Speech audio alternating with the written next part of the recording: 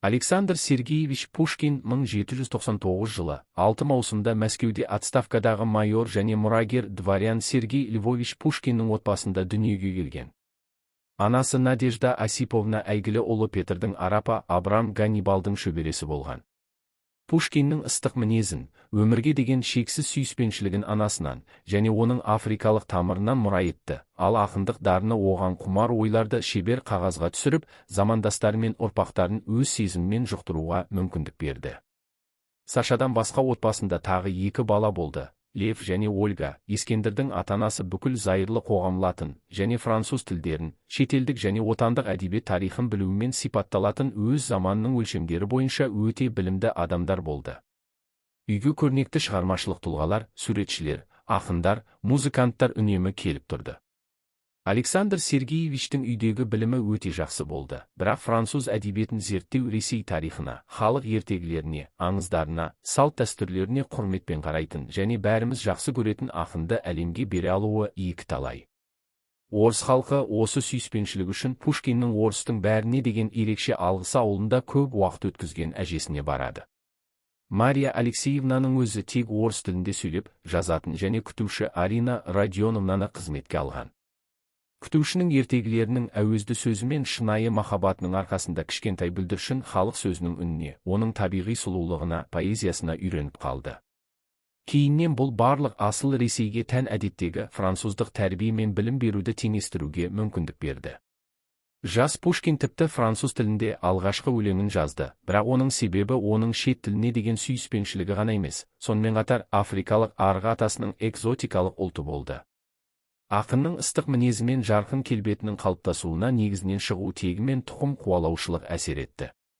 Бала кезінде Саша француз репетиторларынан тіл және басқа ғылымдарды оқып қана қоймай, сонымен қатар Арина Родионовнаның ертегілерін тыңдады. Бала көп оқиды, өзін-өзі тәрбиеледі. Оның толық иелігінде әкесінің тамаша кітапханасы, Бутурлиндер отбасы кітапханасынан және нағашы атасы Василий Львович Царское село лицейінен алынған кітаптар болды. 12 жасар Пушкин Астанаға Санкт-Петербургке алғаш рет нағашысының қасында болды. Жаңадан ашылған Царское село лицейіне оқуға түсу үшін. Лицей императорлық отбасының қамқорлығында болды, және Екатерина сарайына іргелес қанатында орналасқан. Александр ішке кірді. Оның қабырғасында түрлі хикметтерді зерттеген алғашқы 30 студенттің саны. Лицейде қолданылған білім беру жүйесі шын мәнінде революциялық болды. Ең жақсы отбасынан шыққан асыл ұлдарға жас, жалынды ұстаздар гуманитарлық пәндерден дәріс алып, лицейдің өзінде достық пен жайлылық орнады. Оқыту дене жазалаусыз өтті, бұл жаңалық болды. Лицейде Пушкин басқа оқушылармен тез достасып кетті. Оның сыныптастары Дельвиг Кухельбекер, Пушкин және Александр Сергеевич лицейдегі ең жағымды және жігерлі естеліктерін сақтай отырып, осы бейкүнә, адал жастық достықты өмір бойы сақтап алып жүрді. Кейіннен ең табысты деп танылған бірінші бітіруші сыныптың студенттері көрнекті профессорлардың дәрістерін тыңдап, олардың емтихандарын ғылым академиясының мүшелері мен педагогикалық институттың оқытушылары үнемі тапсырды. Шығармашылыққа, қолжазба журналдарын шығаруға уақыт. Жас жігіттер ақындар мен әңгімешілер үйірмесін ұйымдастырды. Оның мүшелері кештерде жиналып, экспромттық өлеңдер шығарды. Кейіннен Пушкиннің 3 досы мен сыныптастары декабристер болды. Олардың екеуі сотталды, Пушкин мен Кучельбекер.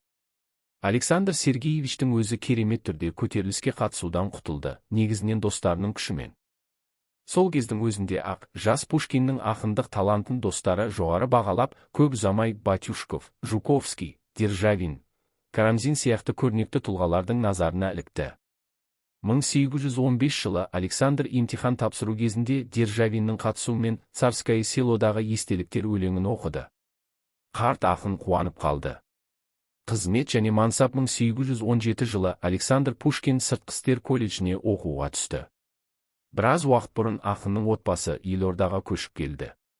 Пушкиндер Фонтанкадағы колоннада 3-ші қабатта 7 бөлмелі пәтерде тұрды. Пушкин мұнда 1817-1820 жылдар аралығында өмір сүрген. Дәл осы пәтерде ақын өзіне атақ әкелген шығармаларды, Бостандық одасын және Руслан мен Людмила поэмасын жазды деп есептеледі. Сыртқы істер колледжі қазіргі Сыртқы істер министрлігінің ғимаратында Promenade des Anglais көшесінде орналасқан. Жас дипломаттың әріптестері оның лицейде оқитын жолдастары Кюхельбекер, Корсаков және Горчаков болды. Ақынның дипломатиялық жолы оны қызықтырған жоқ, бірақ ол 1817 жылдан 1824 жылға дейін оның қызмет орнына үнемі келіп тұратын. Содан кейін Александр Сергеевич алған білімін 1822 жылы жазылған ғасырдағы орыс тарихының жазбаларында пайдаланды. Пушкинді өз еркімен түрмеге жабылғаннан кейін табиғаты азаттықты сүйетін ақын үшін ерекше тартымды және қызықты болып көрінген аласапыран митрополиттік өмір қызықтырды. Лицей қабырғасында. Бұл таңғаларлық емес. Оқу орнын бітірушілер әзілдеп монастыр деп атағандықтан, оның ережелері студенттерді сыртқы әлемнен оқшаулап тұратын. Ақынның әлеуметтік ортасы өте алуан түрлі болды. Ол гусарлармен және ақындармен, суретшілермен және музыканттармен дос болды, ғашық болды, дуэльде болды, театрларға, сәнді мейрамханаларға, салондарға және әдеби үйірмелерге барды. Оның өмірі мен шығармашылығында, әсіресе жас кезінде, әйелдер әрқашан басты орындардың бірін иеленді. Пушкин оның музаларына сүйсініп, олардың рухани қасиеттерін дәріптейтін өлеңдерін арнады.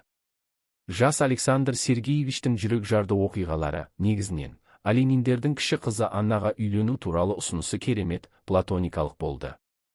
Пушкин Санкт-Петербургтің бүкіл әдеби әлемі жиналған Фонтанкадағы Олениндер сарайына жиі баратын.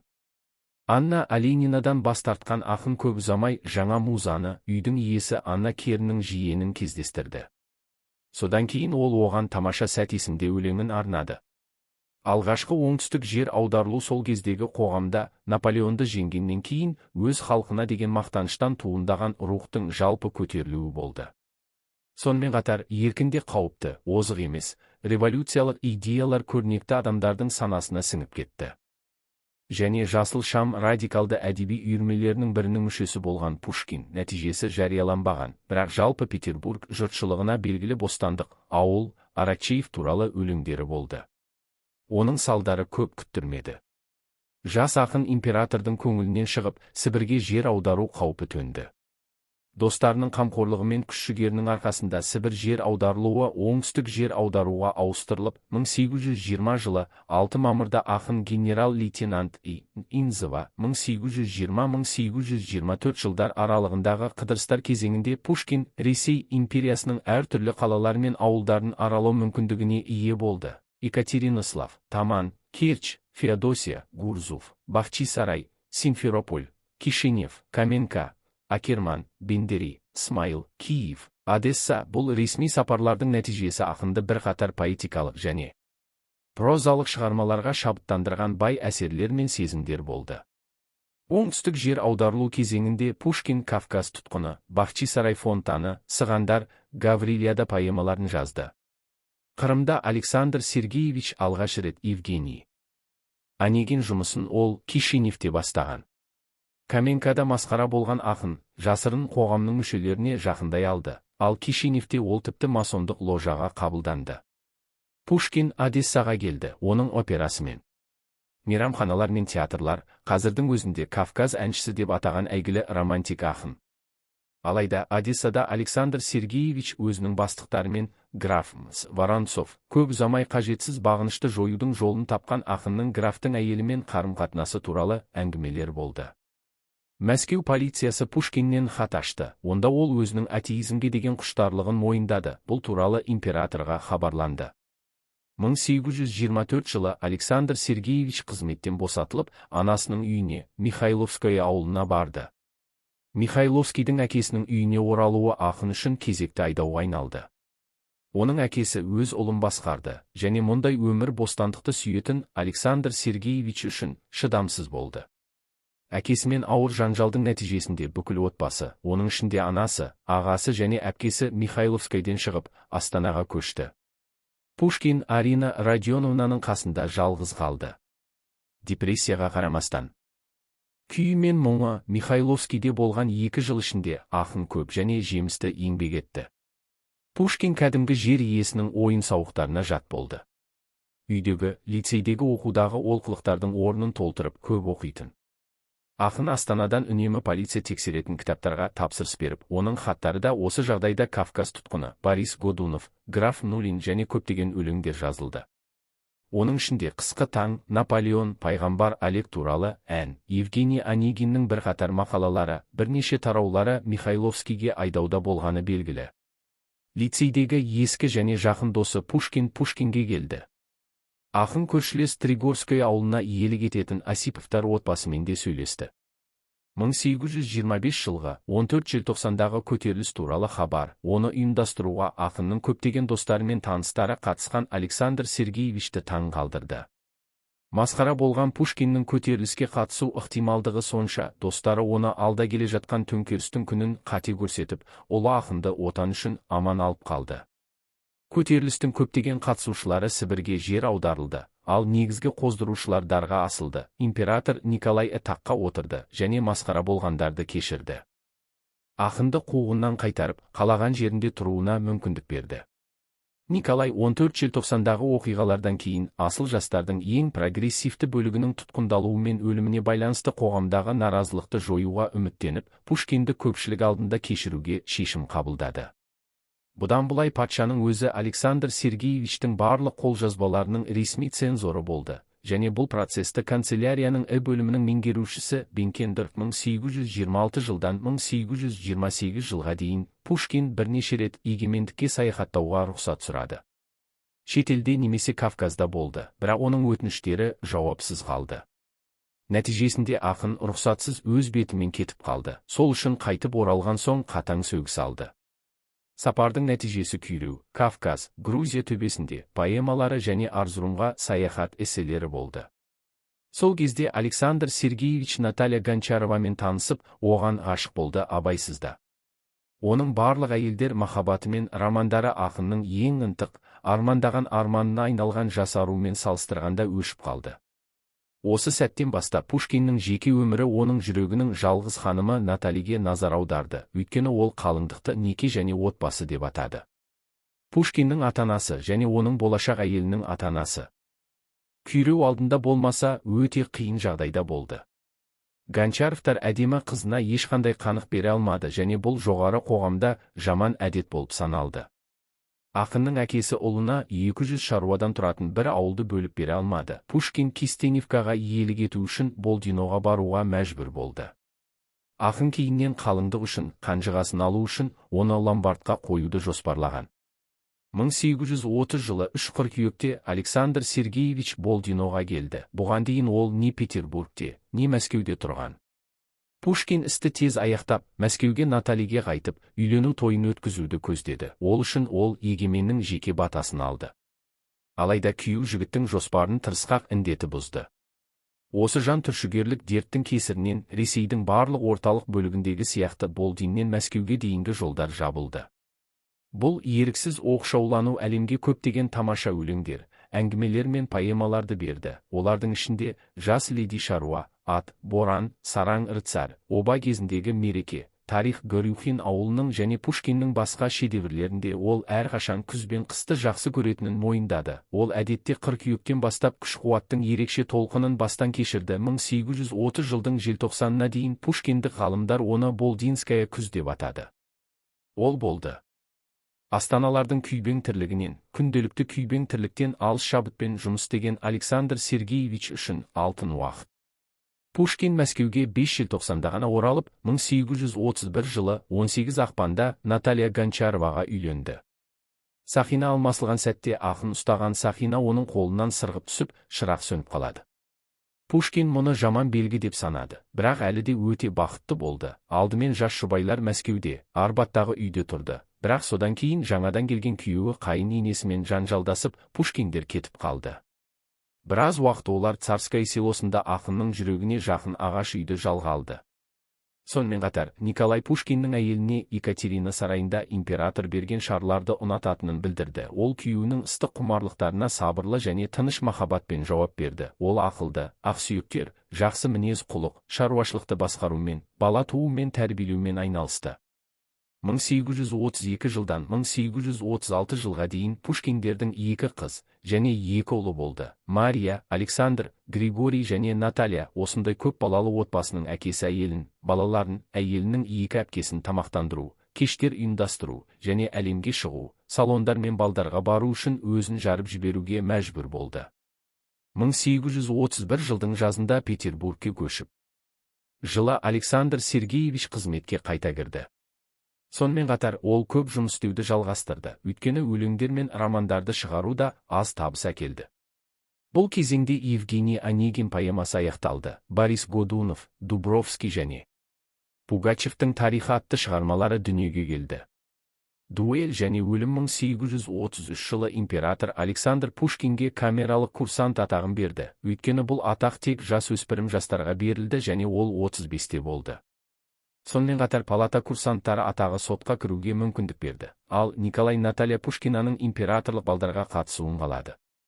Небәрі 22 жаста болған Наталидің өзі болса, ол билеп, жарқырап, таңғаларлық көзқарастарды ұстағысы келді. Император Наталья Николаевнаға платоникалық түрде құда түсіп жатқанда, Александр Сергеевич өзінің қаржылық жағдайын жақсартуға тырысты. Ол егемендіктен қарыз алып, Пугачев тарихы кітабын шығарды. Содан кейін Гоголь, Вяземский, Тургенев, Жуковский және Пушкиннің шығармаларын басып шығаратын «Современник» журналын шығаруға кірісті. Алайда оның барлық жобалары тиімсіз болып шығып, қазынаға қарызы көбейіп кетті. 1836 жыл Александр Сергеевич үшін сәтсіз болды. Ол қарызын өтеуге тырысты. Көктемде анасы қайтыс болып, ақын қатты қайғырды. Бұдан кейін болды. Наталья Николаевна мен француз гвардиясы барон Дантестің есімімен байланысты өсек Пушкиннің әйеліне еш ойланбастан, Александр Сергеевич өзінің намысын қорғауға дайын болғанымен, ақынның достарының күшімен алғашқы дуэль болмады. Натали қолында, оның адалдығына сенімдімін. Көп ұзамай Астанада қауесеттер қайтадан тарады. Ал Геккерінің өзі Пушкин мен оның әйеліне қарсы шығып, тырысты. Екеуінде жаманда. Ашуланған ақын елшіге Геккерінің жеке дуэльмен күресуге мүмкіндігі болмады, өйткені бұл оның дипломатиялық мансабының құлдырауын білдірді. Ал Дантес асырап алған әкесін қорғап, Александр Сергеевичті дуэльге шақырды. Қарсыластардың тағдырлы кездесуі 1837 жылы 27 қаңтарда Қара өзенде болды. Француз атқан оқ жамбас мойнын тесіп өтіп, Пушкиннің ішіне тиген. Бұл ақынның өліміне себеп болды, өйткені ол кезде мұндай жара жазылмайтын еді. Александр Сергеевич 2 күн бойы қорқынышты азапта өмір сүрді. Батылдығы мен ақыл ойын жоғалтпастан, Пушкин императормен хат алысып, оның отбасына қамқорлық жасауға уәде берді және Пушкинге өзі өмір сүргендей батылдықпен қайтыс болды. Әйелі мен балаларын шақырып, оларды кесіп өтіп, батасын берді. Мен достармен қоштастым. Өмір бітті, дем алу қиын, жаншып жатыр деді оның. Соңғы сөздер 1837 жылы 29 қаңтарда 10 ақпан жаңа стиль қайтыс болды. Поэзиямыздың күні батты. Пушкин өмірден озды. Өмірінің қайнаған шағында ұлы еңбек жолының ортасында өлді деп жазады Петербург газеті. Орыс поэзиясының күніне арналған жерлеу рәсімі қолмен жасалмаған құтқарушы шіркеуінде өтті, ал жерлеу 6 ақпанда Светогорск монастырында өтті. Ақынның бейіті өз тілегі бойынша анасының бейітінің қасында орналасқан. Пушкин қайтыс болғаннан кейін алғысын білдірген ұрпақтары оның құрметіне көптеген ескерткіштер орнатты. Бір ғана Санкт-Петербург пен Мәскеуде олардың 40-қа жуық қызықты деректері, ақын қайтыс болғаннан кейін оның өміріне, шығармашылығына және тіпті өліміне қатысты көптеген аңыздар пайда болды. Осылайша Канадада тұратын замандастарымыздың бірі Пушкин мен Александр Дюма бір адам деген нұсқаны алға тартты. Бірақ Александр Сергеевичтің өмірін қанша ұзартқысы келсе де, бұл аңыз сынға төтеп бере алмайды. Пушкин мен Лев Толстойдың алыс туыстары деген ақпарат мүлдем рас. Александр Сергеевичтің үлкен әжесі мен Лев Николаевичтің үлкен әжесі апалы сіңлілі болған. Александр Сергеевичтің шынында да қара сөздері мен балағат сөздері бар өлеңдері бар. Лексика, әдетте баспагерлер бұл сөздерді бос орындар мен нүктелермен ауыстырады, сондай-ақ әдепсіз күлкілі өлеңдер.